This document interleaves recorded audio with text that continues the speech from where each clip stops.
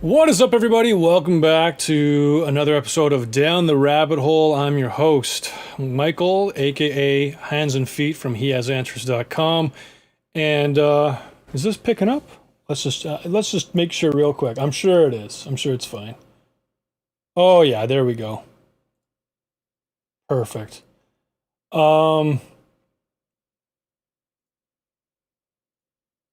So last week wait, hold on a second. I'm going to real quick here share this as a watch party with every group I can think of. Share in a group. Here we go.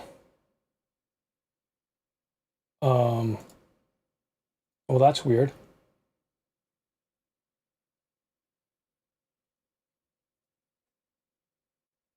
Oh, there we go. Okay. So there's a way in Facebook that you can actually share to a group, but then have the option of like clicking like every group you're a part of. So I will share with everyone that I think needs to hear this. Okay, apparently that's just it. Weird.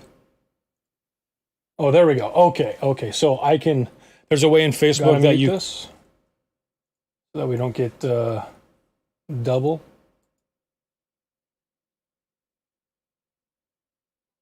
Okay, this is more difficult than I thought. At least this week I've got it figured out so that I have. Oh, sweet! There's already like 23 people watching somehow.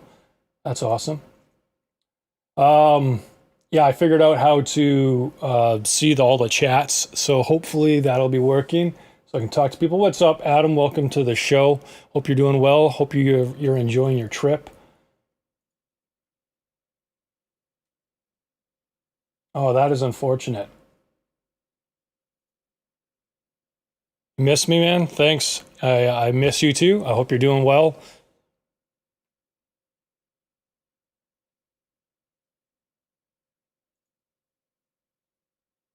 Okay, there we go. I wish this was easier. I think I know what to do.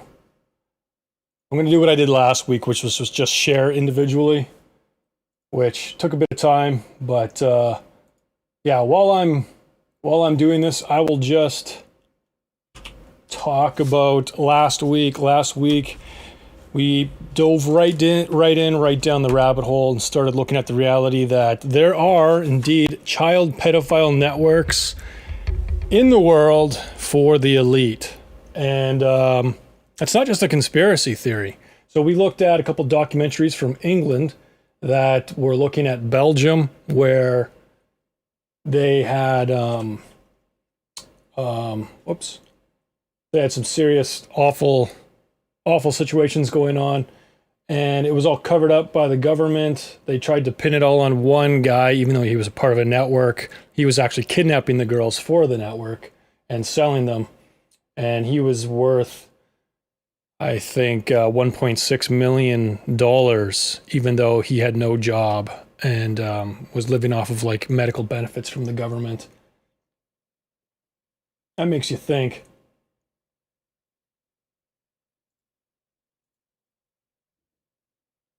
All right, I'm going to just keep posting here. It's hard to talk about something and do a completely different task. I'm posting a Canadian. I'll just tell you what I'm doing. I'm posting a Canadian social media bulletin, and I'm in a bunch of different Canadian political groups. Canadian right-wing politics. The right wing, friends, is not about white supremacy. It's about freedom. It's about liberty. But it's given this awful name in order to scare people from being a part of it. We saw this very clearly with our last election. Just the propaganda was so strong. Forum for Canadian Sovereignty.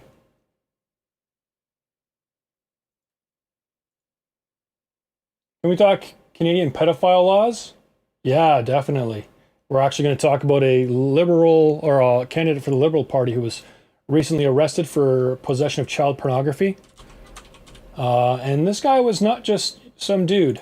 He was the real deal. He was a prominent person in bureaucracy. And that should alarm you because, you know, you're told pedophiles are like low income people, the drudges of society, you know, oh, them, they're so bad. No, no, no. They're everywhere. And most concerning is that they're in high places. And we looked at that to help people understand that if you have people capable of doing evil things at the very top, and they're also the most influential people in the world who kind of influence and manipulate where the direction of all societies in the world go, well then 2 and 2, you know, equals 4. And it means that they probably don't have our best interests in mind. And that's important to understand. Okay, got all of those done. Now I'm going to send them to places around where I live. Did I send one there already? I think I did. I don't know. So yeah, I mean, you know it's bad, and so that means it's all going to be bad. Gotta love everything, anything goes groups on Facebook. It's just the stuff that you see is just so out to lunch sometimes. But yeah, anything goes. So have fun. Controversial humor, not so much.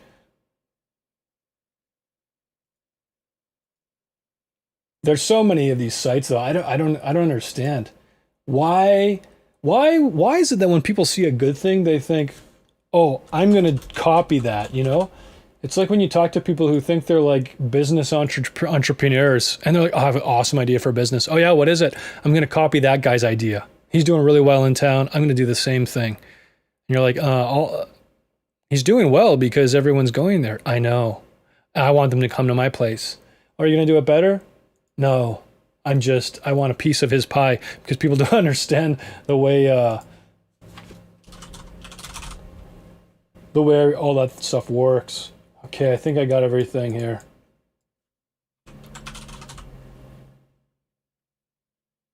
Hope so. 2 years per count. What's that about, Adam? Okay, apparently that's just okay.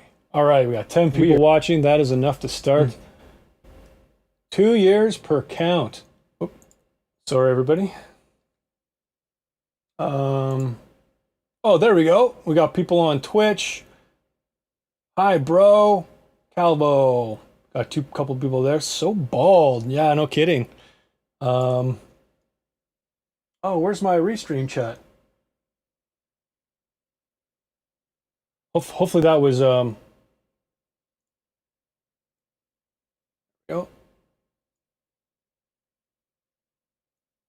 Hopefully the chat comes through. 2 years per count. What, of pedophilia? I can imagine.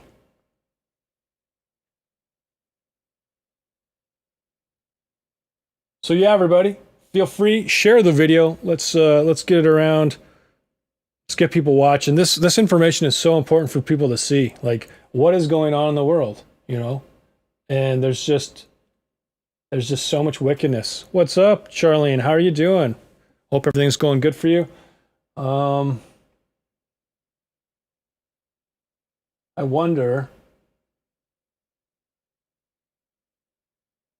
I'm just gonna hope that this is going and working.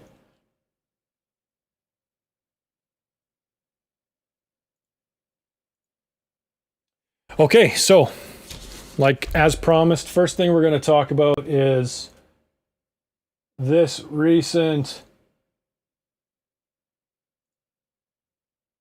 Oh, there we go. Right on.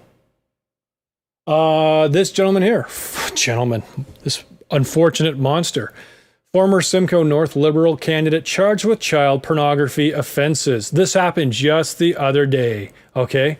So I wanted to see, like, who is this guy? Right? You read the article. There's nothing in it. Doesn't explain who he is. Just that he ran for the Liberal Party. But don't worry, he never made it. So the fact that he's not actually an MP means that the party is completely separate from what this person was involved in. Yeah, right. All's well, I'm blessed. Good to see you. Right on. So the fact that he was just given the permission and okay to run as a candidate, tells you something. And he hung around a circle of friends that were like him in terms of their political views. Okay. So it's unfortunately likely that some of them were also involved in what he was participating in. So we were talking before about, how awesome independent alternative news sources are rather than always going to the mainstream. Okay. And people on YouTube, I showed you a young guy, he was probably in his early 20s, who had put together a very extensive 3-part research or report on the situation in Belgium back in the 90s and how this Marc Dutroux had been used under Jean-Michel Nihoul to traffic young girls for sex parties for police, judges, politicians, professionals, elite people, and how they put everything on him. But this young guy, he just did such a great job reading books, reading all the articles. His citations were online in like a 5-page document that you could look at. And so what people do when they're doing research, well, first you got to know, in the news, what happens is news stations, oftentimes simply news stations and media outlets, newspapers, whatever, oftentimes they purchase news from news gathering companies. And so these companies, they go out, they do all the digging, and then they sell it to the news.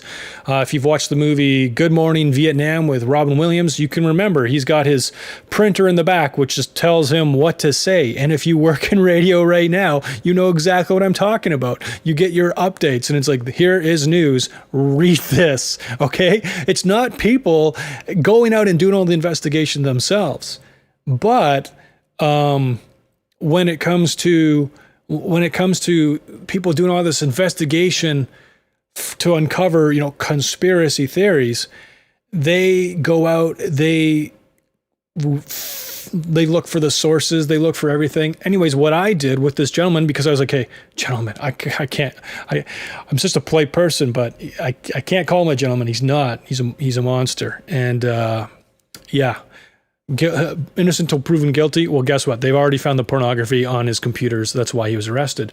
So I was like, well, who is he? So I went and I looked over here. I Googled his name and he popped up on LinkedIn. But as you can see, doesn't look the same. Okay, so I got to figure out, well, is this really the guy?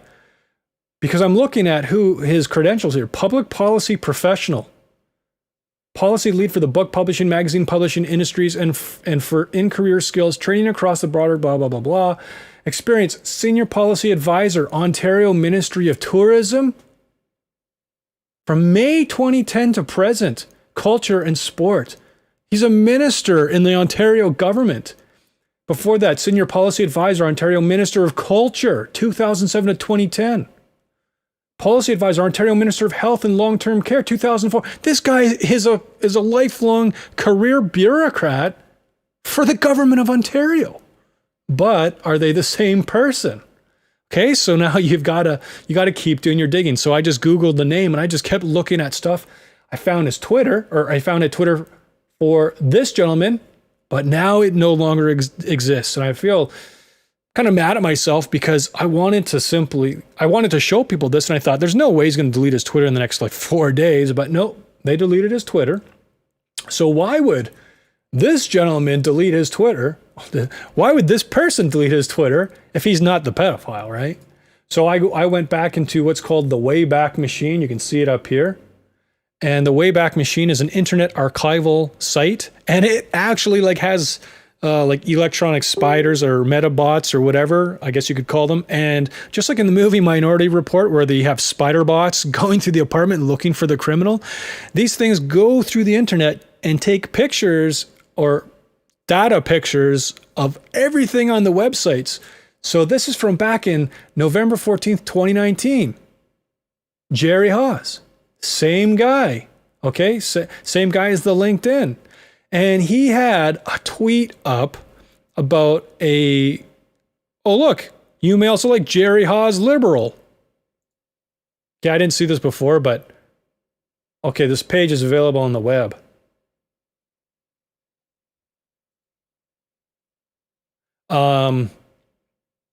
He had a tweet out about a festival coming to town, and he's like, and he's got a picture of this one duet band or duo of two women, girls really, two young women, and he says in his tweet, one is 17, one is 18. He's like, get your tickets. This talented group from Russia is coming. One is 17, one is 18.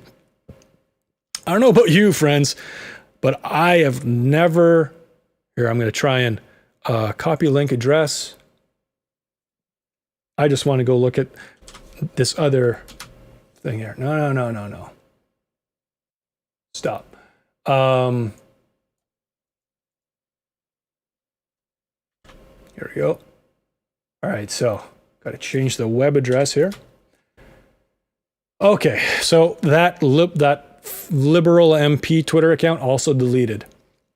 But anyways, I've been to lots of concerts. I've seen lots of posters. It just seemed odd to me. It stood out. Why are we saying the age of these artists who happen to be very young women?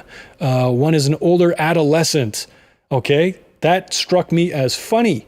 And then I found YouTube. Same picture, same guy. Let's look. Well, what is this? Meet the Liberal candidate nominees from Simcoe North. Well, that's where Jerry Haas was from. So let's look. It's work that I've taken seriously. And here he is. You can see same guy who's recently been arrested, which means he's the same guy from these Twitter accounts. And he's the same guy from the LinkedIn with all of this Ontario bureaucratic clout. This dude was high up. Was he the elite of the elite? No, but he's in upper crust society, and he's got child pornography. And I just thought that was very fitting that this would come out while we were going down the rabbit hole, everyone. What is up, Bandit the Speed Demon? Can you tell us about the 109 countries, Mr. Hill? I don't know what the 109 countries are, but we can look at that later. I'll try and remember. Just remind me when we're all done these documentaries and stuff. Anyways, like, we're looking at the fact that the elite are diabolical. Not all of them, but there's a number of the elite who are diabolical, wicked, debaucherous, depraved, and they involve themselves in pedophilia, and they also have agendas for the world. So now we're going to look at a video. So last week we talked about Jeffrey Epstein. Jeffrey Epstein was a billionaire investor. He helped shuffle people's money around. It was really weird. What exactly did he do? I don't know, but he had billions, and he did a lot of donating to different things he thought were worthwhile. And he also owned an island. He also owned a ranch, but he owned an island where he would throw parties. And we're going to find out more about him because he was trafficking young women, and not just young women, but also adolescent girls. And this is Project Veritas. Friends, you've got to sub to them. They are an amazing investigative journalist group. People don't like James O'Keefe because he comes out and posts the most illuminating and unsavory things about a lot of leftists. And I'm sure he goes over people that call themselves conservatives too. But it just so happens that, they're out there all the time. Like they exposed Acorn a long time ago. Acorn was a group for like helping people with low income and stuff, and they were a not-for-profit that was being given millions of dollars from the government, but they were very corrupt. This group actually, you'd have to watch it, but basically they helped tell him how to he came in dressed as a pimp. Okay, it was really ridiculous. He had a fur coat and everything, but he went in with this young woman who was physically appealing and also scantily clad. So she was acting as his prostitute, and they went in there to ask for like financial advice on how to get her to be able to avoid paying income tax and whatever else. And also, and Acorn was like, oh yeah, no, you can put yourself down as like a professional artist or whatever, or a dance performer, and just kind of coaxing or coaching him through how to defraud the IRS. And then they said, well, we're also trafficking 13 underage girls from El Salvador to pimp out here. And these women, you would think they'd be like, oh, okay, well, we'll be right back. And then call the police. No, they coached them on how to claim that the children, or these children, were going to be, dependents, so they could collect federal money for that too. Coach them on how they could call them exchange students and all of this stuff, and how to get housing and everything so that they could run a brothel. Like they admitted, we want to run a brothel, and these women were very hopeful, and they even advised them on other things. But anyways, my point is they uncover a lot of stuff, and they are so good at what they do, friends, that they have won every single suit of slander or libel or character defamation that anyone has brought against them. Okay, so people say, retract this, take your video down because you're slandering me. This isn't true. So then they go to court, and all the evidence is shown, and the court has to rule in favor of Project Veritas because it's what they're divulging is true. Okay, so most people don't actually take them to court because they know these guys are so careful. They're only releasing what's true, and they don't want any more. They don't want any more attention to what's going on. So we're gonna watch this short clip from, I think, 3 years before Epstein was ever caught. I've had the story for 3 years. I've had this interview with Virginia Roberts. We would not put it on the air. First of all, I was told, who's Jeffrey Epstein? No one knows who that is. This is a stupid story. Then the palace found out that we had her whole allegations about Prince Andrew and threatened us a million different ways. That's we over were so Britain. afraid we wouldn't be able to interview Kate and Will that also quashed the story. And then Alan Dershowitz was also implicated in it because of the planes. She told me everything. She had pictures. She had everything. She was in hiding for 12 years. We convinced her to come out. We convinced her to talk to us. It was unbelievable what we had. Clinton. We had everything. I tried for 3 years to get it on, to no avail, and now it's all coming out, and it's like these new revelations, and I freaking had all of it. I'm so pissed right now. Like every day I get more and more pissed because I'm just like, oh my God, what we had was unreal. Other women backing it up. Hey, yep. Brad Edwards, the attorney, 3 years ago, saying there will come a day when we will realize Jeffrey Epstein was the most prolific pedophile this country has ever known. And I had it all 3 years ago. She had it all 3 years ago. Why are we just finding out about this now? And I also got to say, she seems more upset that she lost the scoop than the fact that pedophile sex trafficking was going on. That's sad. Would you raise your right hand, please? Yes. Do you solemnly swear the testimony you're about to give will be the truth, the whole truth, and nothing but the truth, so help you God? Yes, I do. First of all, I was told, who's Jeffrey Epstein? No one knows who that is. It was unbelievable what we had. Clinton. We had everything. Bill Clinton, then guys. The palace found out that we had her whole allegations about Prince Andrew and threatened us a million different ways. I've had the story for 3 years. I've had this interview with Virginia Roberts. We would not put it on the air. That's Why? tape leaked to us by our latest network insider. This brave insider works at ABC News. ABC News anchorwoman Amy Robach is talking to her producer on a hot mic. She says she had the Jeffrey Epstein story 3 years ago, and her bosses at ABC News spiked it. And then Alan Dershowitz was also implicated in it because of the planes. She told me everything. She had pictures. She had everything. She was in hiding for 12 years. We convinced her to come out. We convinced her to talk to us. It was unbelievable what we had. Clinton. We had everything. So when she mentions planes, they're talking about Jeffrey Epstein's plane, his private plane, which they called the Lolita Express. Lolita, of course, after the Stanley Kubrick film based on a book about a guy who marries a single mother because of her alluring, like, 12-year-old daughter or whatever, and he ends up, I think, killing the mother or something in order to take the daughter away, and she's like 15 or 16, I think, when he has sex with her and stuff. But real creepy stuff. But they called it the Lolita Express because they were, flying around with underage women. And what happened was investigative people, like I'm talking about, not your everyday mainstream media. Those people are lying to us all of the time. And as we go through this series, you're going to see more and more evidence of that. It's just despicable. But what they did was I believe they filed Freedom of Information requests to get flight manifests of Jeffrey Epstein's plane.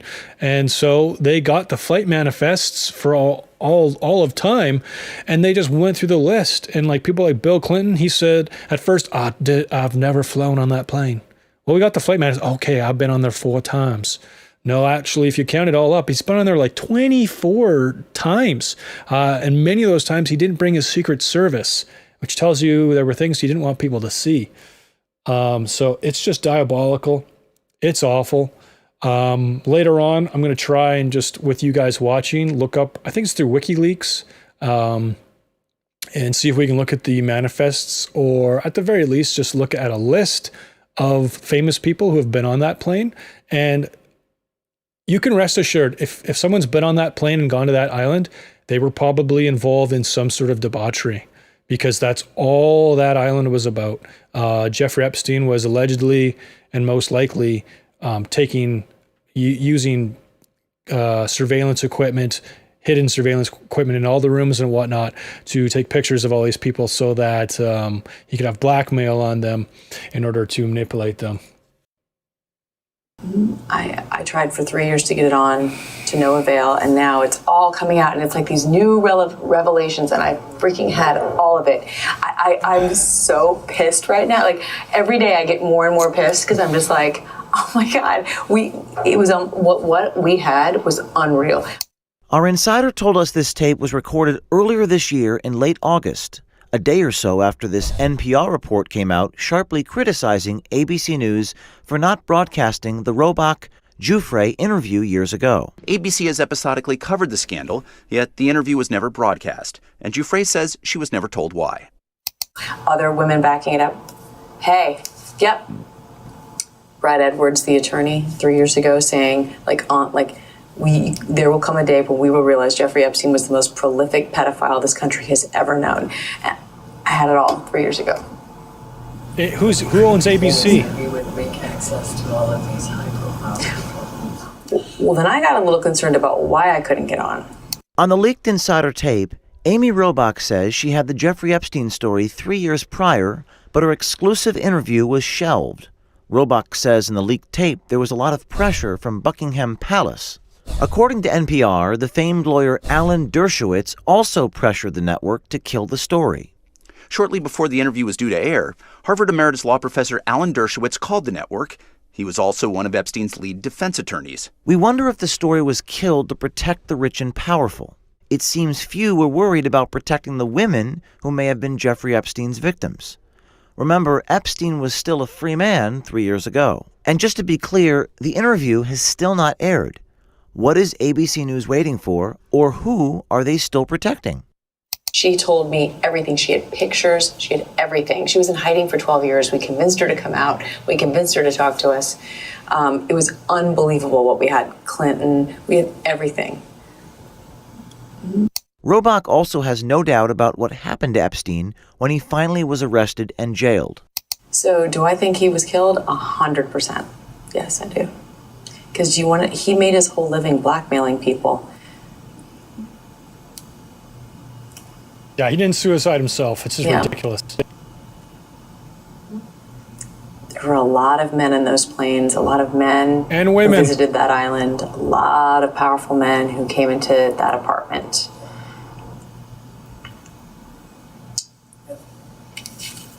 I mean, when I heard he was found dead, was Giselle someone was like? I knew immediately. And they made it seem as though he made that suicide attempt 2 weeks earlier, but his lawyers claimed that he was roughed up by his cellmate around the neck. That was all like to plant the seed, and then that's why I really believe it. Like, really believe it. The last of the leaked tape has Robach talking about alleged Epstein conspirator Ghislaine Maxwell and how she should be very careful. He's got to have left evidence, like in the, unexplained. Well, Ghislaine Maxwell, who I had all sorts of stuff on her too. I love it. I'm like, it's so funny to hear everyone say her name now, because I'm like, oh my God, like, I had all the, and everyone was like, who's that? Who cares? I kept getting that. Who cares? They don't want the truth to come out. She knows everything. She should be careful. Well, she was his, like, she went out and recruited all of these girls. That's evil. Stand by. She should watch her back.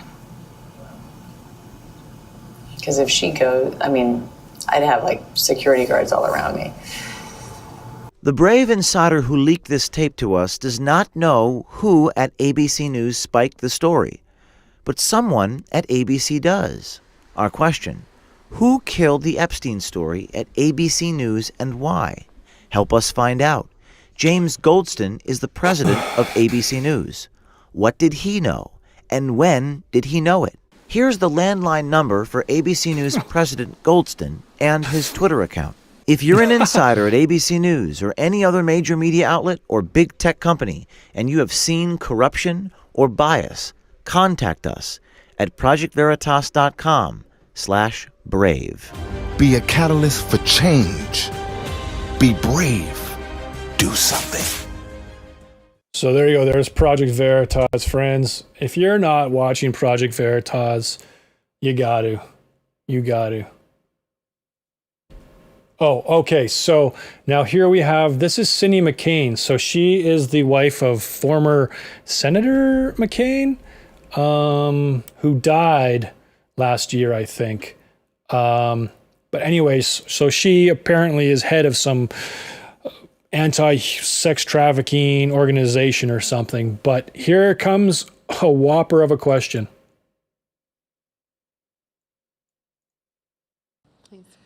Hi, my name is Sebastian. Thank you both so much for your work. Mrs. McCain, thank you so much for your work with the Institute and for coming here, talking to us. So I'm going to shoot straight.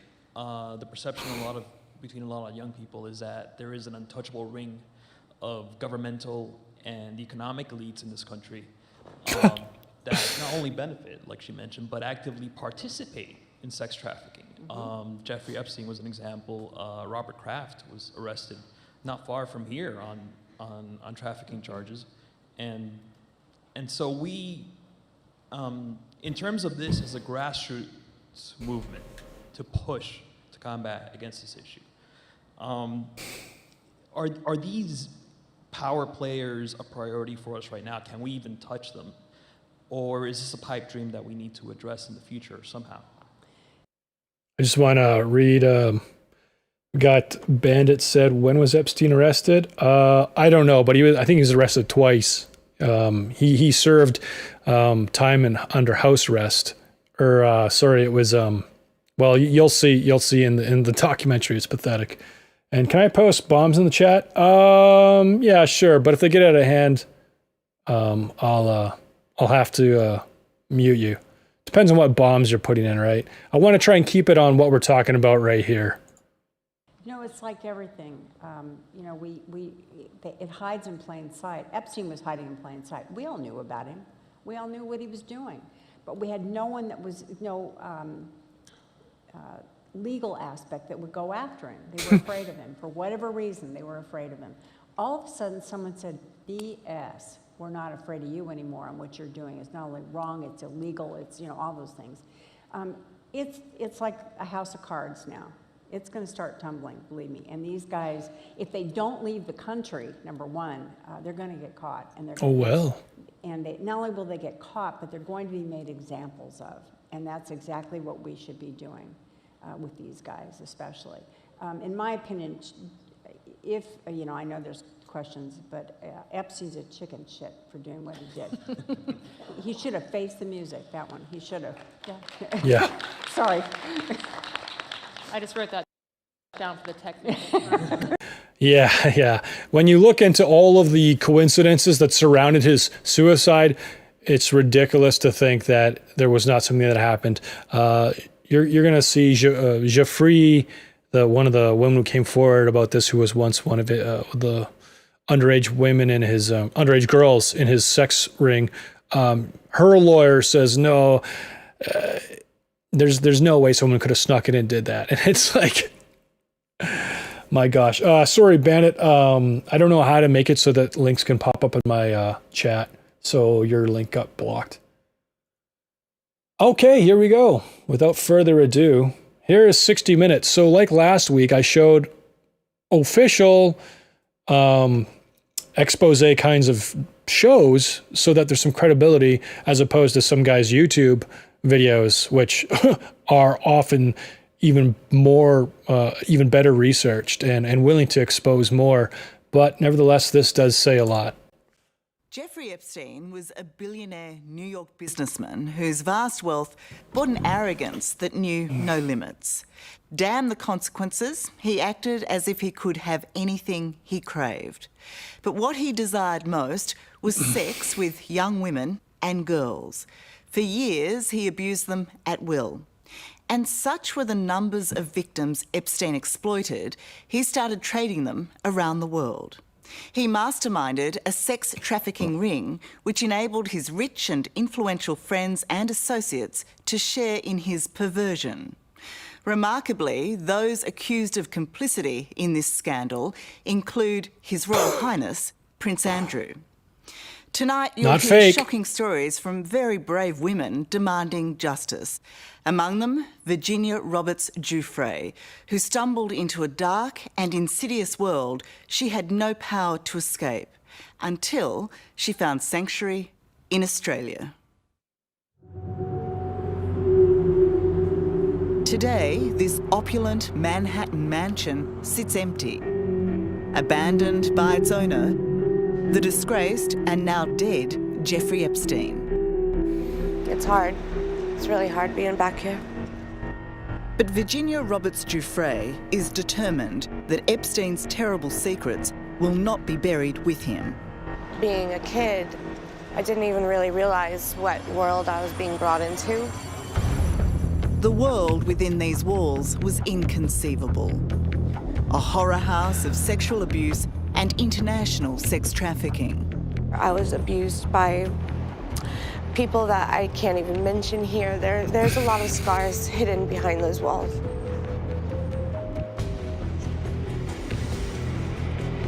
I wish that she would just drop all the names right now.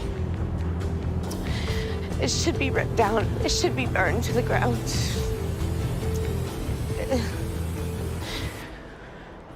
Some of my worst memories are from this place. Do you solemnly swear the testimony you're about to give will be the truth, the whole truth, and nothing but the truth, so help you God? Yes, I do. Jeffrey Epstein led a privileged life. His extraordinary wealth on show around the world. He had his own fleet of planes, a private island, ranches and mansions in New Mexico, New York, and Paris.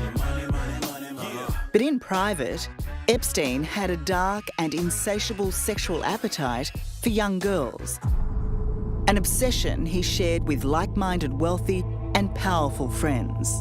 The people that were involved with Jeffrey Epstein included some of the richest and most politically powerful people in the world, including a member of the British royal family. Standing accused is the Queen's second son, Prince Andrew. Virginia, who now lives in Australia, says she was trafficked to the Duke of York when she was just 17. Prince Andrew denies any wrongdoing, any knowledge of the Epstein sex ring, but Virginia believes he should be punished. Do you think Prince Andrew should go to jail? Yes, I think Prince Andrew should go to jail. I mean, is he ever going to? Probably not. Tonight, inside the Epstein scandal, how the powerful protected Jeffrey Epstein. they had enough evidence to lock him up for decades, and yet they essentially let him go. And betrayed our most vulnerable. Do you have any idea of how many victims are out there? I would say it's in the thousands. I mean, he was literally doing this for over 20 years. So that first arrest where they let him go is his prior, a few years ago. As a young child, Virginia's life was all about horses and climbing trees, more a tomboy than a princess. But then at 7, she was repeatedly sexually abused by a family friend. Awful. By 13, she had fallen victim to 2 other pedophiles. My life just changed and it diminished that light that was in me. At 16, Virginia was emerging from the darkness, landing a job as a locker room attendant at an exclusive resort in Florida. But what Virginia couldn't know was that in 1999, her past would make her perfect prey for Jeffrey Epstein and Ghislaine Maxwell, Epstein's partner and procurer of young girls. She just seemed very nice, and she said, I've got a person that I know who's actually looking for a traveling masseuse. And if you want, I can get you an interview with him. If he likes you, we can get you educated. You'll be a real masseuse. And you'll get to travel and see the world. And you know, like, she made it sound like it was a dream come true. And it wasn't. Instead, it was a trap. But trustingly, Virginia told the couple of her past abuse. This was as Ghislaine was teaching her how to massage Epstein here at his Palm Beach Island home. That was, for them, the key that unlocked the door to knowing how broken I really was. Oh, it's awful. How quickly did they act on that? Well, so put it this way, we did the back of him, we did the back of Epstein, and then when he turned over, that's when I was instructed to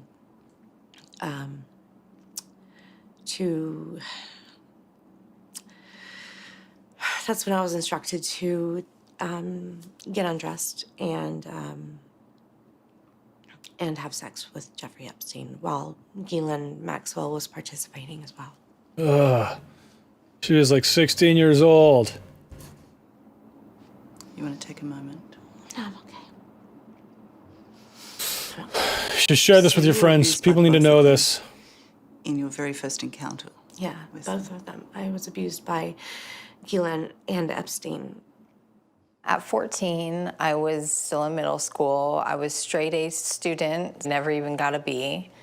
I played the first chair trumpet. I was the captain of the cheerleading squad. And then after I met Jeffrey, I just completely quit. This is where you were living for a while? Yes, this is where I was living when I met Jeffrey Epstein. Courtney Wild was just 14 when she met the 48-year-old Epstein in 2001. 14. At the time, she was living in this trailer park, one of West Palm Beach's poorest communities. Do you believe that Jeffrey Epstein targeted areas like this? Yeah, absolutely. Definitely targeted, you know, children like myself that were vulnerable to him and his money, and we felt like we were being helped and saved by him when ultimately he was just preying on us. Just 12 kilometres away, another world awaited Courtney. the luxurious Palm Beach Island home of Epstein. She was brought here by another 14-year-old to make much-needed cash. What were you expecting to happen? Why did you think you were coming here? Well, I knew that I was coming here to give a guy a massage and to make $200. I did know that. It was never told to me that I would be molested by this man or anything like that. Inside, Courtney very quickly discovered the massage was just a cover for something far more sinister. We were taken upstairs. It was like a circular stairwell that led to a hallway that led to his bedroom, which the massage table was in his bedroom, bathroom. You know, he asked us to get comfortable, to just, you know, take our clothes off, to be in our bra and panties. Were you abused during that session? And so we would massage him for about 30 minutes, and then whenever he was ready, you know, rolled over and asked the person that brought me to go downstairs and wait. And once that happened, then that's when the sexual abuse happened, yes. You're 14 and in a completely alien situation, an incomprehensible position. How did you react? I just remember afterwards how I felt walking down the stairs, and I just felt so dirty and so, just like a piece of me had been taken. Dirty, I felt, it was like my dirty little secret. Yeah, it's terrible, Appleseed. Jeffrey Epstein was the master of manipulation, luring poverty-stricken girls in with cash and feeding their dreams of a better life.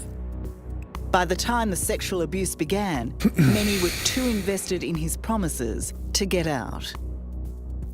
So, you know, What you got to understand too, allegedly the Malibu police knew what he was doing. So, yeah, that raises a lot of other questions too. I have to ask this. Why did you go back? As an adult, I know it's right to run, but as a kid who had been through what I had been through in my life already, I guess the last thought that I had was, well, this is what life's about. Epstein's desire for sex was insatiable, demanding at least 3 different girls a day to massage him, and in return, be molested. In a perverted pyramid scheme, Epstein would pay extra for his victims to find more girls for him. The younger, the better.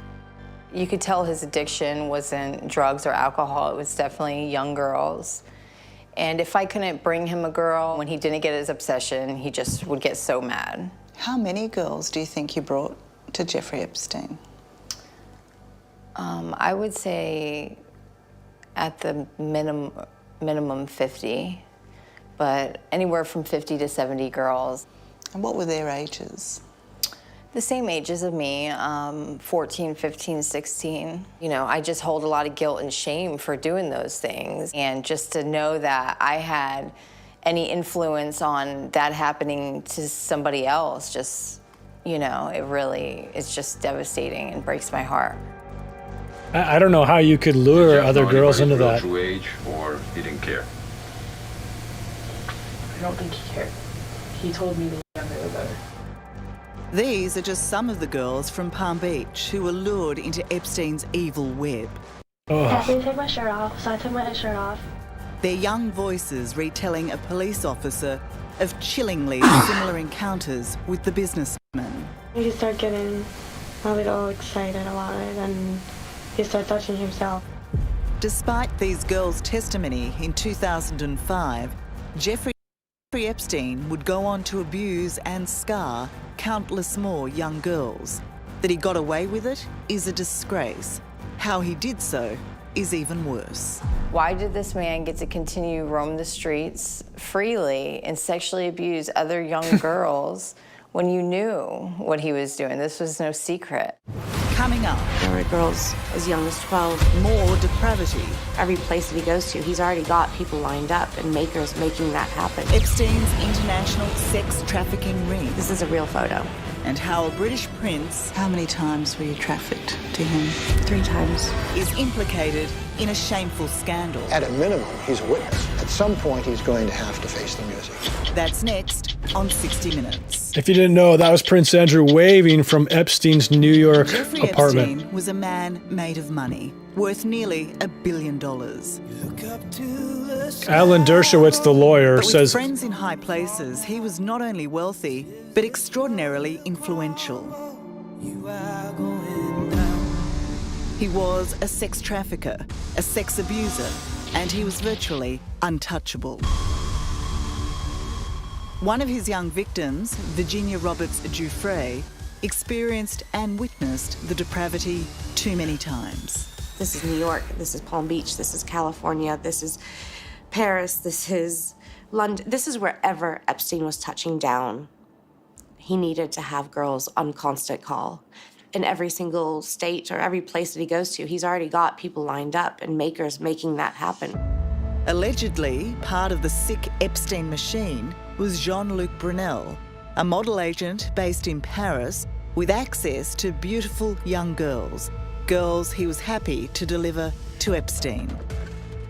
Girls ranged in all different ages. I mean, there were girls as young as 12. You have no doubt he was having sex with a 12-year-old.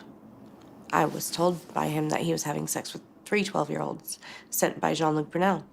And Jeffrey laughed about it. He laughed. He thought it was funny. This is not just a story of terrible sexual abuse, but also an extraordinary abuse of power, where the enormous wealth and influence of Jeffrey Epstein would prove to have the ultimate say, where justice was not just ignored, but deliberately denied by the very people who were meant to stop him. Every single institution in our society that is supposed to protect the vulnerable failed these survivors. David Boies is one of America's most prominent New York lawyers. He's representing 9 Epstein victims, including Virginia, in their fight to hunt down those who were a part of Epstein's sex trafficking ring, the scope and scale of which is mind-boggling. For all the wealth and the glamour and the beautiful mansion and the gorgeous island, I mean, this was tawdry, this was dark, this was very ugly. It's a dark, ugly situation. Behind the facade of charm and sophistication, it's like turning over a rock and you just see the things crawling. It was bad. Within 9 months of meeting Epstein and Ghislaine Maxwell, Virginia was being flown halfway around the world to have sex with Epstein's wealthy associates. A little girl amongst a sea of men. There she is on the right. I was a baby stuck in a world where grown-ups were allowed to do whatever they wanted, and I was lost. And were you trafficked that night? Yeah, I was trafficked that night. And so began Virginia's new life, still on call for Epstein, but also for any friend he chose. I was trafficked to other billionaires. I was trafficked to politicians, professors, even royalty. It was the elite of the world. It was the people who run the world. It was the most powerful people in the world. Why do you think Epstein did that to you? He used me as a form of blackmail. So, these people would owe him favors. So he wanted to always have something on someone just in case he needed it. Virginia has named the men she was trafficked to in documents lodged with the courts. The name that has caused the greatest splash is Prince Andrew. The pair captured in this now infamous photograph taken in 2001. So as you know, Prince Andrew denies the allegations against him, and he says that this photos are fake, that he was never there, and that he's not his arm, and they're not his fingers. Those are his fingers. That is Andrew. This photo has been verified as an original, and it's been since given to the FBI, and they've never contested that it's a fake. And I know it's real. And he needs to stop with all of these lame excuses. We're sick of hearing it. This is a real photo. And that was the first time you met him? And that's the very first time I met him. And that's right before I was abused by him. Yeah. Jeffrey Epstein and Ghislaine Maxwell took the 17-year-old Virginia to London to party with Prince Andrew. Then we went to Club Tramp and he danced with me and he sweats a lot and he smells funny. And then we get in the car and Ghislaine tells me in the car that I have to do what I do for Jeffrey for Prince Andrew. And that's when I learned what was going to happen. How many times were you trafficked to him? 3 times. While Prince Andrew denies the allegations, Virginia maintains she's telling the truth. After the encounter in London, she says she had sex with him again at Epstein's New York mansion, where she was seen in his company by this witness, Joanna Sjoberg, another victim. Sjoberg claims Prince Andrew groped her breast that night. The final time Virginia was trafficked to Prince Andrew was here on Epstein's private island in the Caribbean. Was it just you and him at that time? No, there were a lot of younger girls with us. How many young women with you that day or night? I believe there were 8. Did you have any conversations with Prince Andrew during these encounters? Not really. You're not even acknowledged as being alive or there or important or cared for or worried about in any way. None of those human emotions were attached to me when I was trafficked to Prince Andrew. Sick. What about your emotions when you learnt, after the first time that it was to happen a second time and then it was to happen a third time? What was your reaction to that? Disgusted every time. Just absolutely disgusted. There wasn't one time that I was trafficked to any individual that I thought, oh, thanks, he's an okay Urcan. guy. No. Beautiful flags. I was always disgusted that there were so many people involved in this highly organized sex trafficking operation. All right, that's enough. You're getting banned Prince or Andrew muted. Yes. Denies Virginia's allegations. Prince Andrew says he was unaware of the sex trafficking, but he spent days in Epstein's New York mansion where the sex trafficking was rampant. You There he could is. not spend time there and not Poor know girl. what was going on. Lawyer David Boys has written to Prince Andrew asking for his side of the story, with no response. But whether it's voluntary or forced, David Boys is certain Prince Andrew will have to answer for his friendship with Epstein. At some point, he's going to have to face the music. At some point, he's going to have to testify. He can't hide forever. Are you sure about that? He's a very powerful. So right now, in fact, I'm going to try and... Should I try and find it? They are trying to extradite Prince Andrew for his testimony. Man from a very powerful family, and it doesn't seem like the UK authorities are at all interested in pursuing him. No, and if he wants to stay, locked up, in a palace, and not travel outside the UK, maybe he can escape a reckoning. I mean, he can't travel to the United States without being prepared to testify. Is that the case right now, that he can't come to the United States without... Well, he can come to the United States, but if he comes to the United States, he could be served with a subpoena. He could be, but yes. Would he be? I think that's quite likely. I mean, at a minimum, he's a witness. Even if people were not suing him directly, at a minimum, he is an important witness.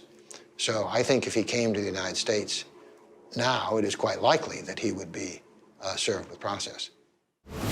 Coming up, We were able to amass a whole wealth of evidence. We knew it all. Jeffrey Epstein exposed. Is it true, sir, that you have what's been described as an egg-shaped penis? But power and influence means Started with the secret plea deal that Jeffrey was offered. there's no stopping The directive to shut it down came from the highest levels from D.C. this moneybags monster. People need to be held accountable. It's not okay to sexually abuse anybody. That's next on 60 Minutes. Shut down by the highest powers of the government. Why did you keep going back if you didn't want to go back? So I was scared. Jeffrey Epstein could have been stopped a decade and a half ago. I didn't know what to do. I was afraid that he was going to harm my family. His murky massage ruse, enabled by inducement and intimidation, was uncovered when a 14-year-old victim finally told her parents about the abuse. He made threats, bad things would happen if I told anybody. For this alone, he could and should have been sent to jail for life. But no one counted on the reach of Epstein's influence. We had no idea who this person was at the time, anything about him. We advised her that she needed to go to police and to tell her story to police. Palm Beach lawyer Spencer Cooven was shocked by what police uncovered back in 2005 after raiding Epstein's home. It wasn't just one girl. In the end, they had testimony from 40 victims whose average age ranged from 13 to 16. We were able to amass a whole wealth of evidence. We knew it all. Amongst them were damning message pads, clearly showing a trade in young girls, scheduling them for massage appointments. He has a teacher for you, to teach you how to speak Russian. She is 2 times 8 years old, not blonde. Lessons are free, and you can have your first today if you call. As well, flight logs showing girls being transported aboard Jeffrey's private plane, dubbed the Lolita Express. As compelling as the case was, Epstein fought back, using intimidation as his main weapon. You had multiple people that were out there really digging up dirt on not only the victims, but also the lawyers, the police, everyone involved. Have you ever come across something like that before? Never. Getting investigators to investigate the investigators? Everybody, yep. Did it work? Did he scare people away? Yeah, it definitely worked. Sad. This is a man that's now dead, and they're still afraid to come forward. But ultimately, there was too much evidence for authorities to ignore. They had to act. But Epstein, with an army of lawyers, negotiated a slap on the wrist and a slap in the face for victims. Instead of admitting to child sex abuse, Epstein agreed to plead guilty to a lesser charge of soliciting a minor for prostitution, and in 2008 was sentenced to a mere 18 months in a Florida jail. They basically turned victims into prostitutes. These were girls with absolutely no history and no past. To brand them that in a plea with him was just, for lack of a better term, disgusting. Here was a And friends, the idea of soliciting a minor for sex, warranting only 18 months, is deplorable. Like, it's so awful. But we're going to learn later on in this series about the reality that sex laws have been dumbed down in order to avail children to powerful people. A pedophile accusing his victims of being prostitutes. He turned the tables completely. Absolutely. This is where Jeffrey Epstein served his sentence, but really, he only slept here. If Epstein had been your average sex offender, he would have automatically been denied work release. But instead, being Epstein, he was allowed out 6 and then 7 days a week, 12 hours a day. Driven by chauffeur to his downtown office, where it said He was attended to by 2 young victims he flew in from New York. Back here at the jail, the special treatment extended to being housed in his own private wing, protected by his own private bodyguards. So for Jeffrey Epstein, this prison sentence was pretty much business as usual. Yeah. Throughout this whole case, there's never been justice, and it started back in 2008 with the secret plea deal that Jeffrey was offered by the state of Florida. Apart from his light prison sentence, no one knew what else Epstein had negotiated in his secret Florida deal. It turned out he'd wrangled full immunity against any other charges for himself and his co-conspirators. The final outrage, victims like Courtney Wild were never to be told of the deal. How do you feel about that? To be sexually abused by a man and have the government know, and then actually, you know, co-conspire with the perpetrator to make sure nothing happens to him is just so, it just sounds unreal. It does, except it is real. Mm-hmm, except it is real. And it happened to you plus a whole heap of other women. Right. Why do you think the government did that?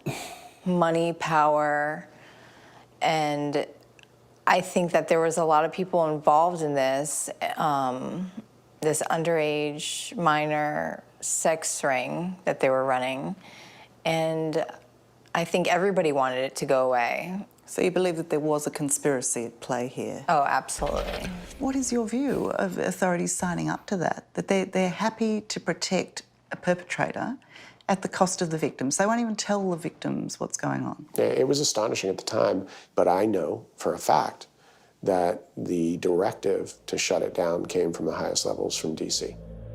Wow. With Epstein out of jail and with no criminal avenue left to them, victims could only sue for damages. Do you solemnly swear the testimony you're about to give will be the truth, the whole truth? In pursuing Epstein, attorney Spencer Cooven was intent on rattling the businessman. Could you please give us your name? Jeffrey Epstein. Who, until now, had been largely untouchable. Is it true, sir, that you have what's been described as an egg-shaped penis? Form, vague, indefinite, and I'm going to give you the first warning, Mr. Coogan. It's There's a killer lawyers. first question. What was your second question going to be? Well, my strategy at the time was that I wanted him to know that as a lawyer on behalf of the victims, I didn't care who he was. I didn't care how rich he was. I didn't care who he knew or how powerful he was. Was that question based on evidence? It was. My position was always, how would a 14-year-old girl know what his private parts look like? You know, there is no valid explanation for something like that.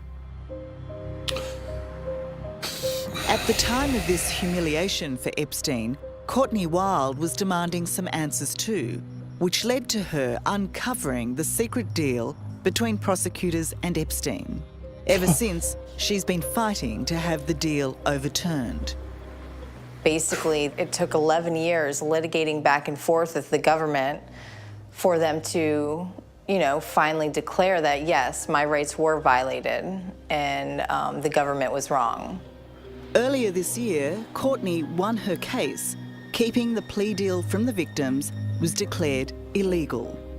But the rest of it, where Epstein's co-conspirators are protected in Florida by immunity, stands, something Courtney is now appealing.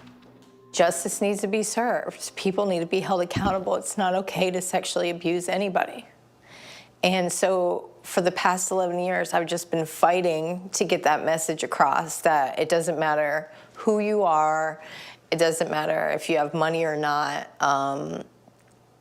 you don't deserve to be treated that way. Do you feel like you're being heard? Yeah. So why are you crying? I know. I do finally feel like I'm being heard, and it's a good cry, you know? And I take pride in that because it's intimidating to go against somebody of such power and wealth. But yeah, I do feel like my voice is being heard. Coming up, people who should have known better, just let him continue. freed from prison. Like, there was no way he was just gonna stop. He wasn't just gonna go home and not do that. And reunited with friends in high places. They both think that they can get away with everything from a man, but I didn't expect it from a woman. Refuse to surrender. We need to find Ghislaine. She has no shame. She has no heart. She can't hide out forever. That's next on 60 Minutes. So these girls aren't being heard, and people forget about this. They watch this episode and they go, By oh, that was awful. 2009, Jeffrey that's Epstein had served his sentence in Florida, an extraordinarily lax and lenient 13 months, when he could have faced 45 years for his crimes. With his luxury properties and private planes, he travelled when and where he wanted. I just want to show you guys one thing real quick here. Over here, hopefully you can see that. This is a temple made to look like something in Egyptian architecture. Whenever you see something like this, you understand that there are occult ties in all of this. The Egyptians were huge idolaters, and they involved themselves in all kinds of satanic stuff. And that got passed on to the Greeks, and on and on and on, into this last century where we've seen this massive uprise in the, especially among the elite, and involvement in just everything occult. But that's why he had this Egyptian temple up here. Properties and private planes, he travelled when and where he wanted. And old friend Prince Andrew reconnected with him, despite his sex offender status. What do you think when you see that photo? I mean, they're just two of a like mind, you know? They both love having sex with young women. They both think that they can get away with everything, that they're above society. And, you know, for a long time, Jeffrey was. He proved it, didn't he? Virginia Roberts-Giuffre says she was a victim of both men. Her lawyer, David Boys, says she was also a victim of a system prepared to let Epstein get away with it. The secret sweetheart deal in Florida, proof that these young women counted for nothing. And that's one of the most disturbing and really shameful things. That people who should have known better, did know better, turned a blind eye and just let him continue. But Epstein didn't count on the anger of his victims. When they found out about the secret deal, they took further legal action, which in turn led to the federal authorities reopening the case. What Florida didn't have the stomach to do, New York certainly did. And so on July 6th of this year, Jeffrey Epstein was again arrested and charged. But this time he faced the prospect of life behind bars. I never thought it was going to happen. I honestly thought he was just going to continue to get away with it over and over and over again, just like he proved so many times. So yeah, it was like Christmas in July. Big time. 66-year-old billionaire financier Jeffrey Epstein was in court today for allegedly engaging in sex trafficking crimes. How serious are these charges against Epstein, David? Armed with fresh allegations from new victims, authorities charged Epstein with child sex trafficking and conspiracy to engage in sex trafficking. Raids on his homes in New York and his Caribbean island uncovered hundreds of sexually explicit CDs and photographs, many of underage girls. It looked like the game was up. But Epstein pleaded not guilty and applied for bail, which was denied after the court heard from two victims, including Courtney Wild. The fact that I had an influence on him remaining behind bars was just like so powerful for me, because if anybody knows that man the way I do, there was no way he was just going to stop. He wasn't just going to go home and not do that. He lived the high life but died in disgrace. Just a month later, for the final time, Epstein proved he would not be held accountable for his terrible crimes, found dead by suicide in his jail cell. But how he managed that in such a place is a mystery. His shock death raising suspicions he was a man who knew too much. It's incomprehensible to me how the American prison system could, with probably its highest profile prisoner, take him off suicide watch. Yep. Remove his cellmate. Yep. Not have the guards look in on him. They were somehow asleep. The cameras are turned off. That's just incomprehensible. Yep. On the other hand, it's inconceivable to me that somebody could have penetrated the prison and actually killed him. Not at all. That if he had lived, that the justice system would have been able to hold him? Yes. No, absolutely.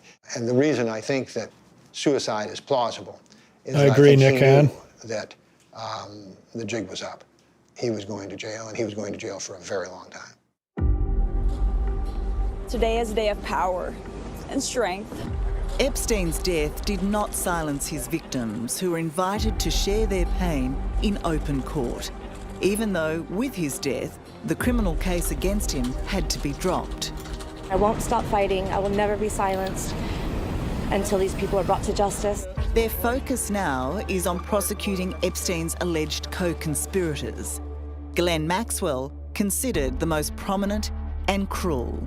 She's like I don't mean to disappeared. sound sexist in any way, shape, or form, but I expected it from a man, but I didn't expect it from a woman. And, yeah, I think that's what hurts the most.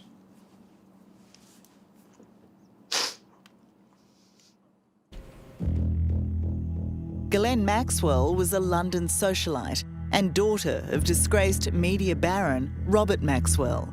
On her father's death, she moved to Manhattan to join her boyfriend, Jeffrey Epstein, and according to lawyer Sigrid McCauley, soon became his full partner in the sex trafficking ring.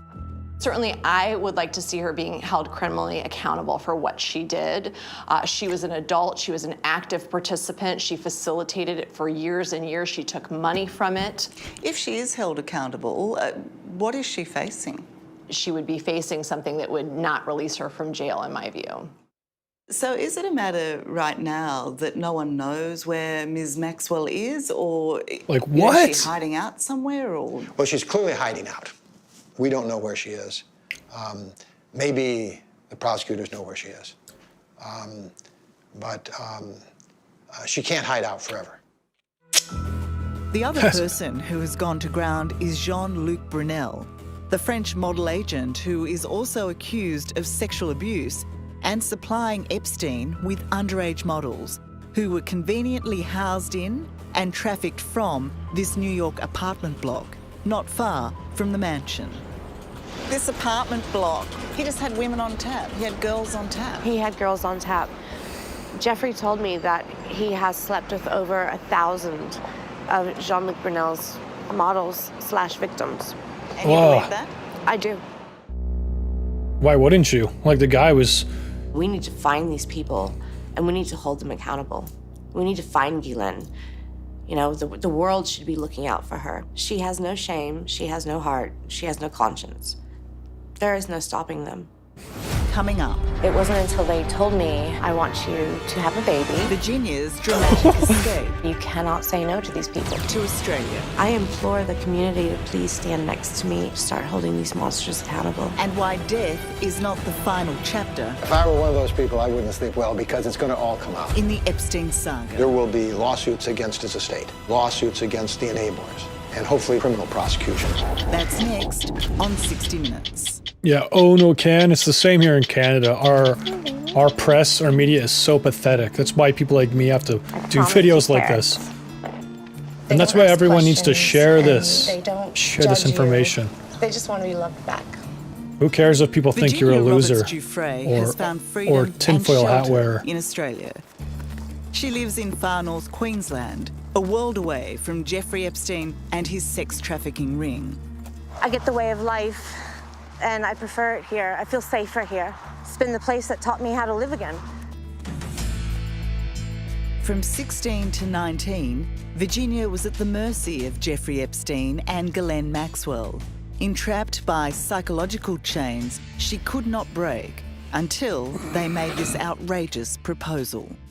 So I spent years with them being manipulated and abused and used. And it wasn't until they told me, I want you to have a baby and we're gonna give you an allowance, but we also need you to sign a piece of paper that says this child does not belong to you. And, you know, I wasn't a maternal person back then, but I was like, my womb is not for sale. But you cannot say no to these people. So I said, okay, guys, no problem. But I need to finish off my education like you guys originally promised. Remarkably, Epstein agreed, paying for Virginia to study massage in Thailand. But, as always, there was a catch. They sent me to a Thai massage school, but not only that, I had to be in Thailand to pick up another victim. I was supposed to bring another victim home. Wow. Instead, Virginia met this man, Robbie. Looked over him on my shoulder. Butterflies, and she's it, that's the one. Straight off the bat, I just knew. And then I had to work my magic. His magic worked. After 3 days, he proposed. After 10, they were married. How could you both be so certain of each other after such a short amount of time? Because she didn't want to be a sex trafficked victim anymore. You just know. Personally, I knew he was the one when he told me the people that are abusing you. It's not right. And you don't have to live like that. And he was the first person to tell me that. That's when I knew. I knew I'd be with this man forever. That is pretty cool. Robbie brought Virginia to Australia, where they're now raising their 3 young children. Their love story stronger than ever, 17 years on. I just wanted to start my own life off. So I was grateful. Just to get out. Just to get out alive and have a happy life. To get out alive? Mm-hmm. What made you fear for your life? What Oh, was come. Just the abuse alone. It was physical. It was very physical. She took the leap. She's the one I learned how to trust again. So she's my little warrior. Well, how would you describe this young woman? Brave, powerful, a survivor. Do we yet know how many young women are the survivors of Epstein? We don't really know. We don't know how many actually survive, dying of drug overdoses and all the other things that happen to vulnerable children who suffer that kind of abuse. It's tragic for the survivors, but it is even more tragic for those who don't survive. Virginia's lawyer, David Boys, says amongst the well-heeled and well-connected here in New York, nerves should be running high. If I were one of those people, I wouldn't sleep well because it's going to all come out. And, I hope so. And you don't know when, and you don't know how, but you've got to worry that somebody's going to talk. And certainly there is more legal action to come. There will be lawsuits against his estate. There will be lawsuits against the enablers. And hopefully there will be criminal prosecutions that will help vindicate them. So I think all of those avenues remain.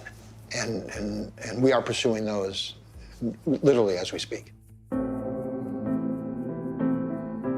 Jeffrey Epstein's death is not the end of the story. There are so many others who still need to be held to account.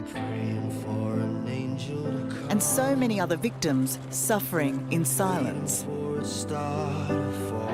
Virginia has set up a foundation to reach those wounded women and children and to ultimately stop sex trafficking.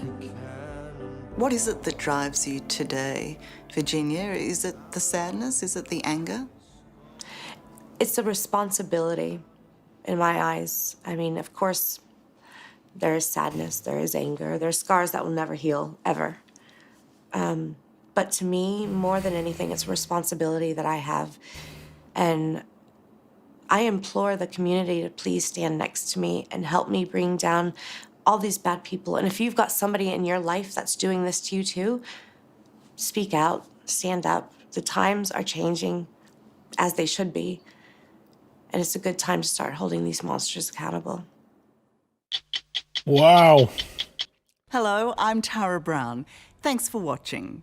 To keep up with the latest All right, everybody. So as you saw, like a lot more going on. The deals being made with the courts so that Epstein would get off easily the first time, and how things were, obviously shut down by high places in the government.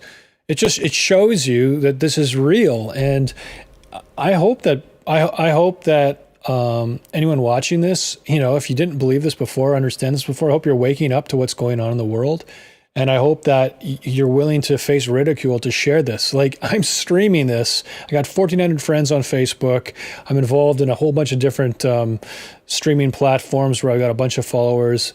I posted this to like a bunch of different groups here where I live, So I don't care if people see me at the grocery store and go, oh my gosh, you're that loser who believes in conspiracy theories, because this stuff is real, and hopefully people will see it and understand what's real, what's going on. Let's just really quick here. I'm just going to search Epstein Egyptian temple. So just really quick, a look at the temple. Oh, like, there it is, friends. My gosh, just bizarro, and conspiracy theories. That's how they try and make people, what's the word? So they try and like defame people, and delegitimize what people are saying. They just call them conspiracy theorists. Let's see. Right. Epstein flight manifests. Document cloud. Okay, so someone has actually put this stuff on the internet. So, like I said, I don't know how people got it. I think it was just by like Freedom of Information Act, and then they were able to get the flight manifest. We got 73 pages here. Obviously, we got people's initials being used or something.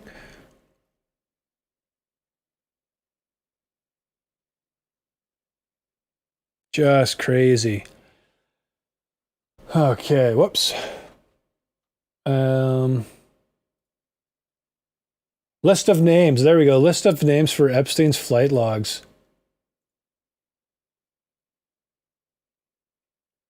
Oh my gosh. Okay, let's take a quick gander here. Don't know him. Oh, there we go. Alan Dershowitz. So he's a famous lawyer. He's the one that is a professor at Harvard. Now, he's apparently a huge guard dog of the Constitution, but he was also a defense lawyer for Epstein. Birds of a feather flock together. That's what my parents told me growing up. It's true. And the Bible says bad company corrupts good character. So, I mean, these people all get together. Alan Dershowitz did admit that I accepted a massage, but he's like, I kept my underwear on. I don't even like massages. It's just really ridiculous. Alec Baldwin, big anti-Trumper on SNL. So yeah, can you trust him? Anderson Cooper. Now, I admit I haven't gone and vetted all of this. I haven't looked at these names myself in the flight manifests, but other people have. And so, you're welcome to do your own investigation. I wouldn't doubt for a second that these people are in here, because I've seen so much other stuff about evidence about the lives of some of these people. Anderson Cooper from CNN, he's the gray-haired dude. Barack Obama, big shock. Ben Affleck, oh Ben, now we know why Jennifer had to leave you. You just couldn't stop the riding on the Lolita Express. Beyonce Knowles, not a surprise. Bill Clinton, we already talked about him. Bill Hammond, that's familiar. Bill Murray, oh, not Bill. Bill, oh my gosh. Well, again, like sex is a real big addiction for a lot of people. But, oh, look, everybody left. Probably because I said the word Bible. It's a huge addiction. And unless you're doing it in a way that's, well, the confines of marriage, in a way that's moral and ethical, and guarded, it's just so easy for it to be a snare. Brian Affleck, obviously, Ben Affleck. I was thinking, what's his face? I can't remember his name now. Affleck. Yeah, okay, Ben Affleck, right. Who's Brian Affleck? I know he's got another brother, Casey Affleck.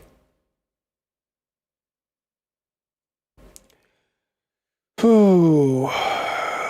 Charlie Sheen, not a shock, friends. He's like such a depraved dude.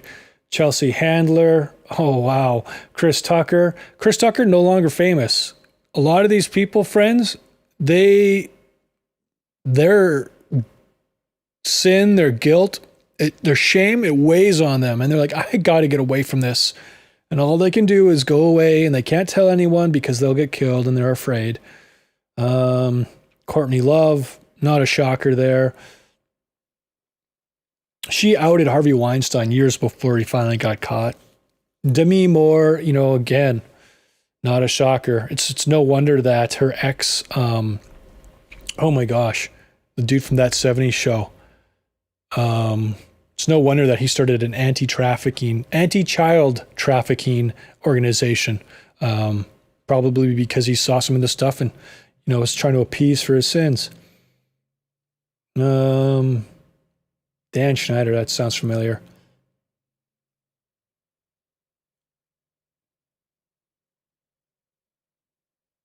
Of course, Ghislaine Maxwell. She was his accomplice. Gwen Stefani. What's her face's husband left her? I mean, can you imagine? You're married to this wonderful, seemingly wonderful pop star punk rocker. Then it turns out she's like an occult witch who fools around with little kids.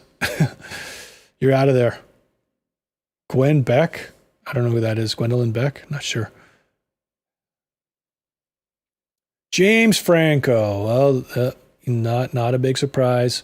James Gunn. He's the guy that did all the Guardians of the Galaxy movies and was outed on Twitter for pedophile jokes, but then got hired back by Disney.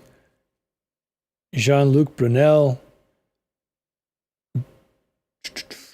Why is Jeffrey Epstein on here twice? Jim Carrey. Oh boy, there's another guy trying to appease for all of his guilt. Actually, he's trying to excuse his guilt, saying there's no reason for guilt. It's weird philosophical ideas. Jimmy Kimmel. Yep, the mouthpiece of the radicals. John Cusack.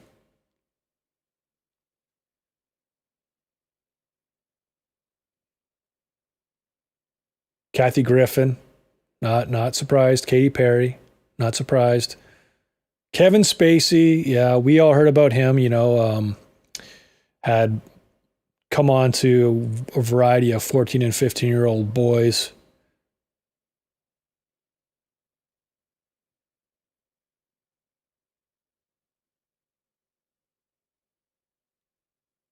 Meryl Streep. Notice there's an interesting commonality with all these people. All on the left, all fans of the Democrats, all hate Trump, And we're going to talk more about that as we dive into this series.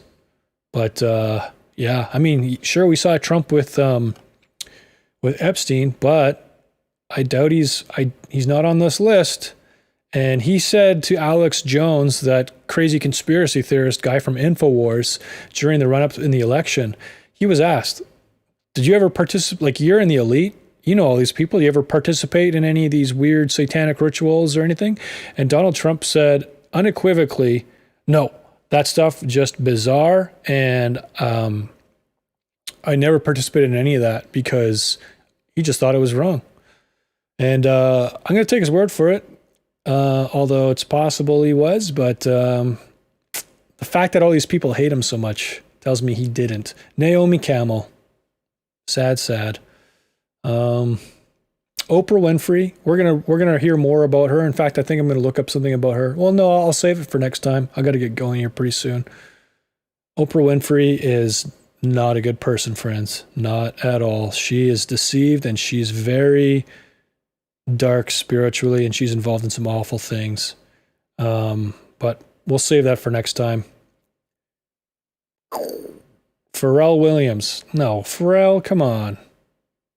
Quentin Tarantino, yeah, he admitted this. Something to do with his feet is weird. Some girl massaging his feet, or I don't know.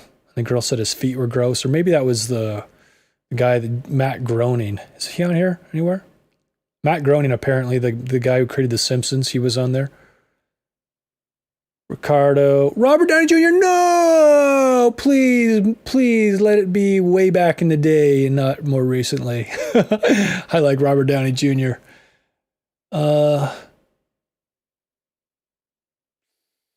Seth Green. Oh, yeah, okay.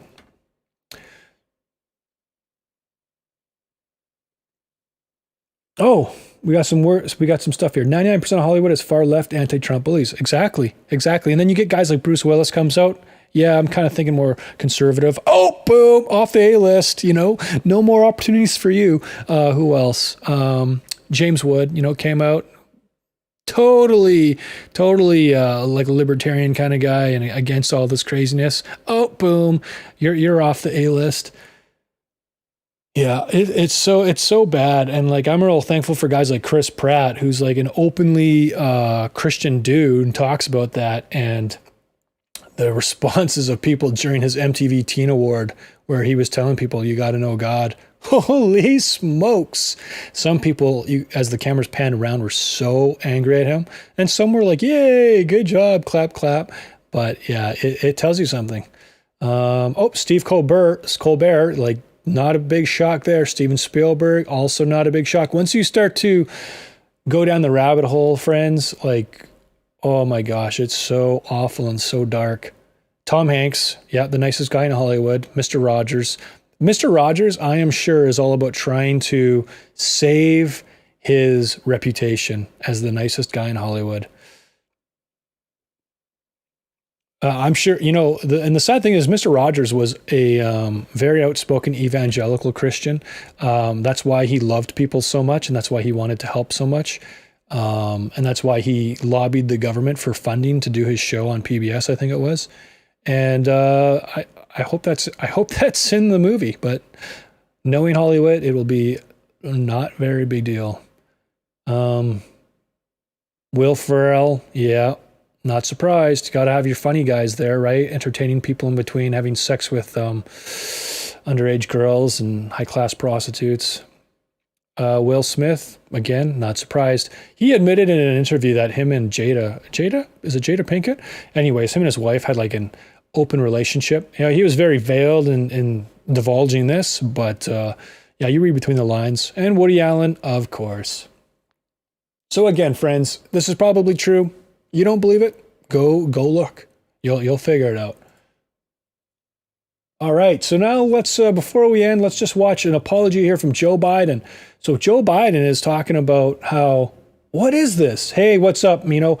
Mino, this is called Down the Rabbit Hole, and it's just a series I'm doing to help my unawoken friends who believe that the world around them is just this great, wonderful place, and we're on our way to making a utopia.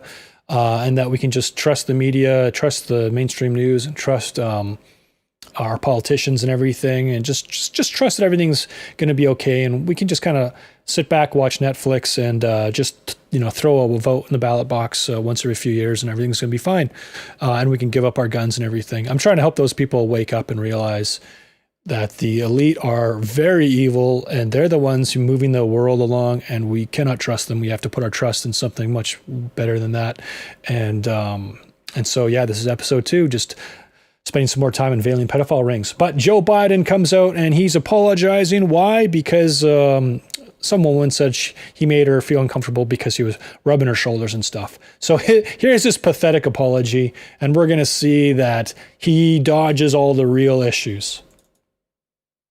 In the coming month, I expect to be talking to you about a whole lot of issues, and I'll always be direct with you. But today, of course, the news takes this from his Twitter and puts it all over to help him because they love him. I want to talk about gestures of support and encouragement that I've made to women and some men and have made them uncomfortable.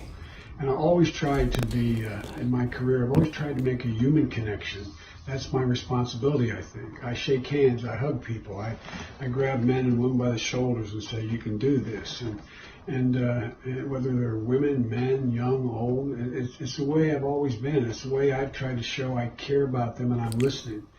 And over the years, knowing what I've been through, the things that I've faced, I've found that scores, if not hundreds of people have come up to me and reached out for solace and comfort, something, anything that may help them get through the tragedy they're going through. And, yeah. And so it's just who I am. Yeah, it's and massage. I've never thought of politics as cold and antiseptic. I've always thought it about connecting with people. And I said, shaking hands, hands on the shoulder, a hug, encouragement. And now it's all about taking selfies together. Yeah. You know, social norms have begun to change. They've shifted. And the boundaries of protecting personal space have been reset. And I get it. Never going to do that I again. hear what they're saying. Yeah. I understand it.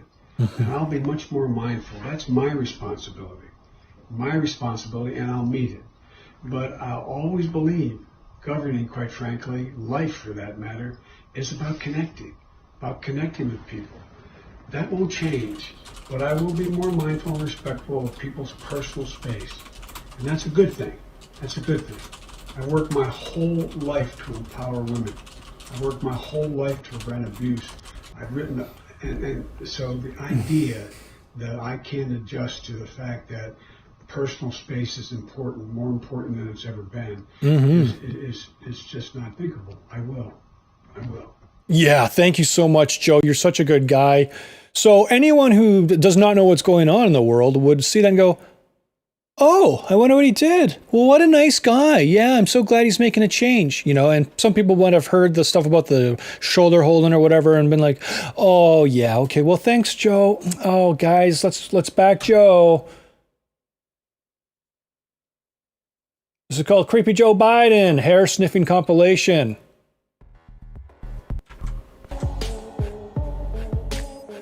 Wait, we can't miss all that.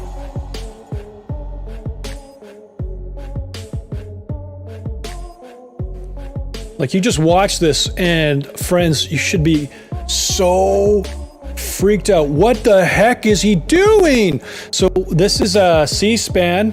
What? Get off of that girl, man. What's he doing with the girl in front of him? Oh my gosh. Like, just the way, I'm sure all of us who have been sexually active to some degree in our lives, what the frig is happening with my internet now? Oh, okay, they paused this, they paused that image. Look at her, like, nervous laughter. Okay, oh my gosh, but we all know what caressing is, you know? We all know what, like, gradually more erogenous touching. Oh, and look, like, friends, men have to be men. Look at this guy not protecting his children, just offers her up. And again, this is about, like, this is about the worship of people, the worship of man. When you think the vice president, because this is back in the days of Obama, when you think the vice president, oh my gosh, when you think, oh, this is gross too. That is disturbing. It is, totally. When you think the vice president is just like the god of your life, who's just so amazing, and you're enamored when you see him, you just let this behavior happen. And it's just, any real man would have been like forget the vice president stuff. It would have been, Biden, get your hand away from my daughter, you know? But no. They all, and I don't know if Joe knew this was being filmed. Because you see oh gosh, what's he do? Like, he's grabbing that girl's breast, or chest. Look at that. Oopsies. Look how uncomfortable she looks. so sad. Yeah. Fun. Like, what is he doing? What's he doing with his thumb? Ugh. Looks like he was like trying to find a nipple. Pete's sake.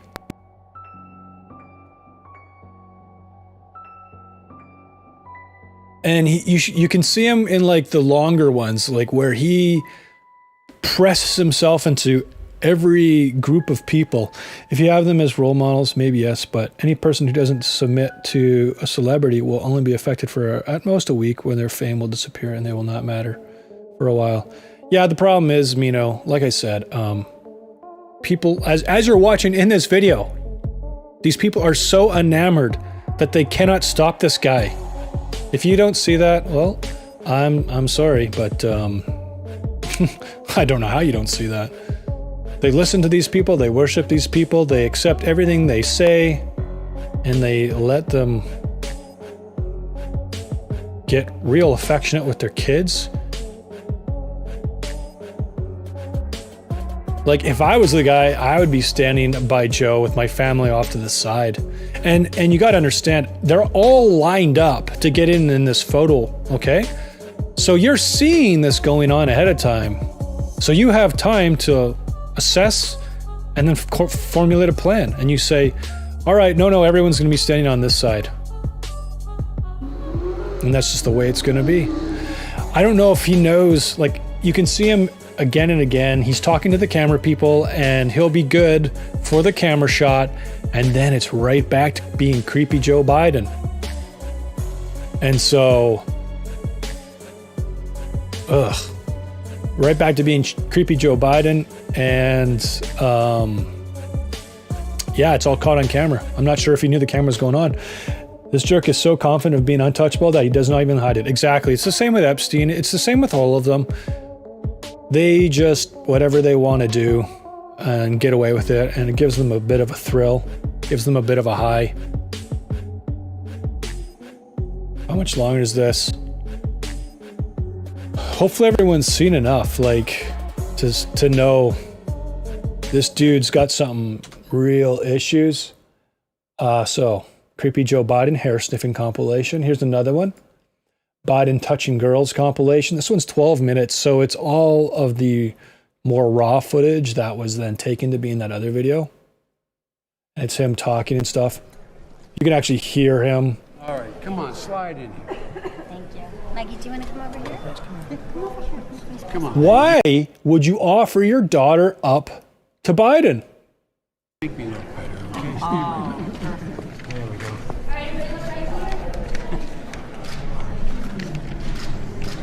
For Pete's sake.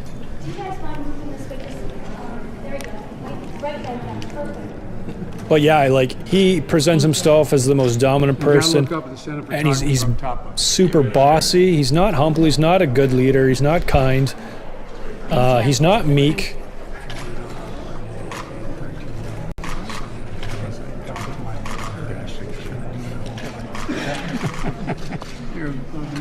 I don't know what he's saying there, but there's been people who have like taken this and like boosted the volume and cleaned it up and everything to try and analyze and isolate what he was saying. And I've seen the subtitles. I forget what it was, but it was super creepy. Of course, you know, it's hard to necessarily make out, but. Thank you. All right, well, nice to see you guys. How do you? We're gonna have. There you go. Daddy put his left hand in the Bible if he can. If you can discharge the duties of the office upon which you're about to. Come on, slide across. We'll get everybody in. And like the body language of the girls around him, it's just like so many of them are so uncomfortable. Everybody else is looking forward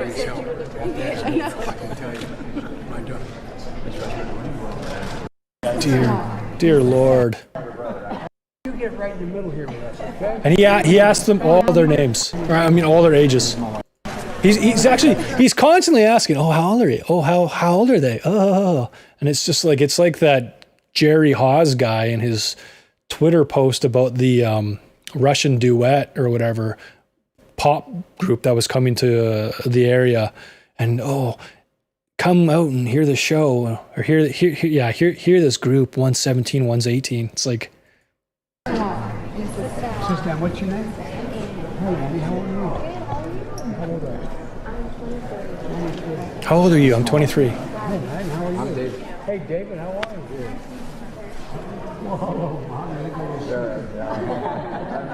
Whoa, He asked this girl too. She's 18. I forget when he asks her. Hi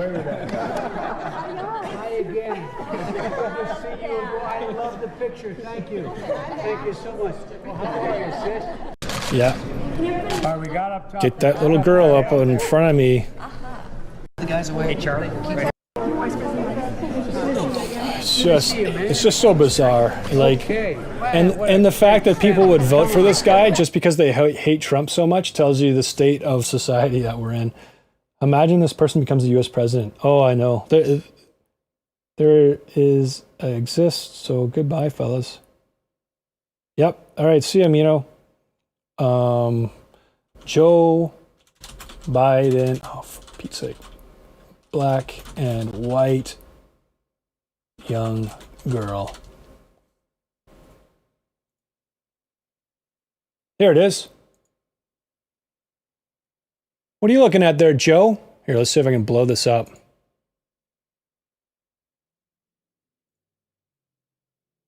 What are you looking at there, Joe? Her chesticles? Like she's like an 8-year-old girl. Or are you just enjoying her outfit? And why is she hiking up her skirt?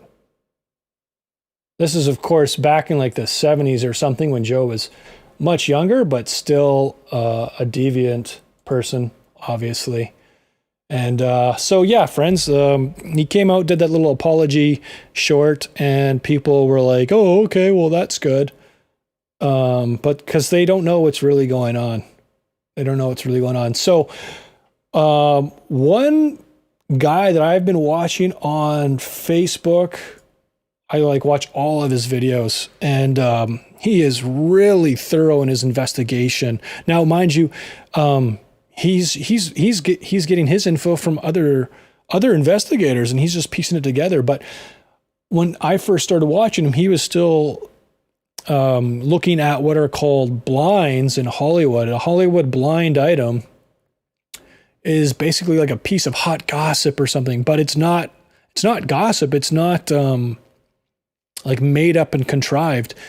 This person, they called themselves, so this is a Vanity Fair article, and they're just talking about this anonymous blogger who has been putting out all of this this stuff forever and ever. I think their name was Enti or whatever. That's what they called themselves on Twitter. And then there's another one, Crazy Days and Nights. So they put out these blind items and they leave hints. So it's like if you do the investigating, the researching, you'll figure out what's being talked about. But it's things like this A-list actor sexually molested this up and coming star who then disappeared, and it was when they worked on a movie together in 1977. And so people go and they find this stuff out and they tweet back at them saying, it was this person and this person in this movie. And then he'll say if it's right. And it's just so awful. But and then I'll talk about murders and everything. But apparently they're like a lawyer in the Hollywood area with a network and connection with all these people. So they hear everything and then they eventually leak it through these blinds. So I stumbled across this dude named Jamie Deluxe, and I'll just say, friends, he is rough around the edges, and he is, I don't agree with him spiritually, of course. He's got some very strange, mystical, new age ideas, but he is a person that wants to combat evil, and he's been putting out these investigative shorts for about 3 years now. And so I started watching them about 2 years ago. Just talking about these blinds and everything. And so I highly recommend checking his channel out, and don't start with the recent stuff. It's way far down the rabbit hole. You won't believe it. You gotta go right back to the beginning and just look at the stuff that's going on in the Hollywood, and you build your foundation. You just realize this debauchery goes up and up and up and up. And so his name's Jamie Deluxe.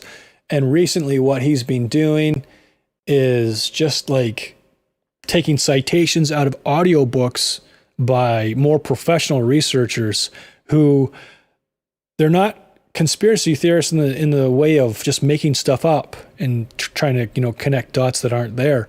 They're guys and gals that go out and read the autobiographies of the most powerful people in the world, and then put it all together in books. And so he's been going through that.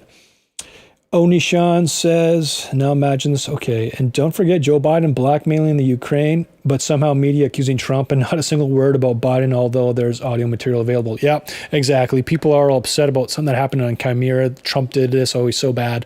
And I think his son-in-law was, accused of whatever. Meanwhile, it was Joe Biden and his son, which were doing all this other stuff that was even more worse. And it's just obfuscation, which means like to cover and to conceal the truth. And they do this stuff to distract us.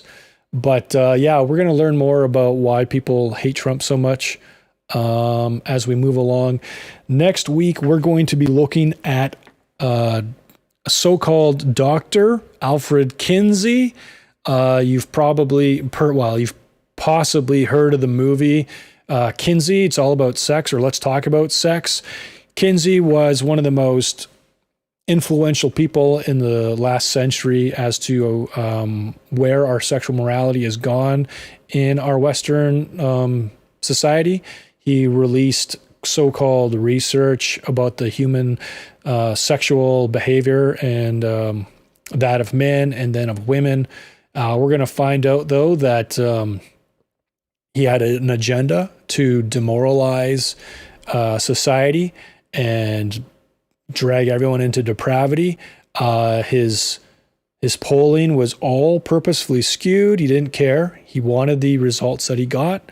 His survey base of people was not your average typical person. So everything he said about the average person was just a lie.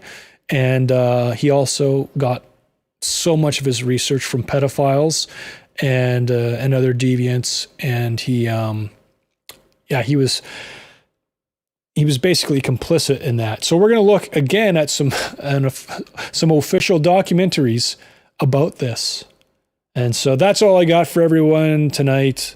I really hope, friends, that you'll watch all of this, consider it, and share it, because it's all the truth. Like we're looking at real facts here. We're looking at real stuff here. And I said about the flight manifests to Epstein Island with all the famous people, the list of famous people. That's all true. It's compiled by people who have done the research and want to present it in a way that's easy for your common person who doesn't have time to investigate to just look through it and go, oh, wow, that's awful. I wish it wasn't done that way. I wish it was, I wish that it was in a way that was easier for us to digest. But if you go do the research and try and verify the truthfulness of that list, you'll find it's true. And don't just go to Snopes or factchecker.org, because those websites are controlled by these people in order to do damage control, okay? And so they'll just come out and say, oh, no, this isn't true and this is false because of this reason or that reason, when they're just making stuff up. But that's everything. Thanks everyone for tuning in and watching all of this tonight. God bless you all. And I'm just going to close with a quick word of prayer. Heavenly Father, I thank you so much, Lord, that you are a God of justice. You're God of grace, and I thank you that your grace is extended to all of us to accept. But I thank you that you're a God of justice, and I just pray for all the victims in these horrible networks. I pray, Lord God, that you'll lead them all to know you for healing and to trust you and to have their lives changed and their minds restored. And I pray, Lord, that justice will occur. I know justice is going to happen with you ultimately, but I ask that we would get to see it in this lifetime, that this would be exposed, that the things done in darkness would come to light, and that people would know the truth, and that they would seek you, but also just make decisions going forward that are actually going to be good and true And I don't know, because I think we're getting close to the end and your return. But thank you very much, Lord. And in Jesus' name, amen. Thanks, everybody. Have a blessed night. Thanks for stopping by Onishan, Germany. It's a great country. I've been there. And I know it's had a hard time in the last several years because of the agenda. But I hope everything goes okay for you guys. Peace. Oh, there we go. And check out www.hehasanswers.com. That's the website I'm trying to build. And I got a friend who's doing content creation. And so pretty soon it's going to be put out, and it's going to be a lot cooler.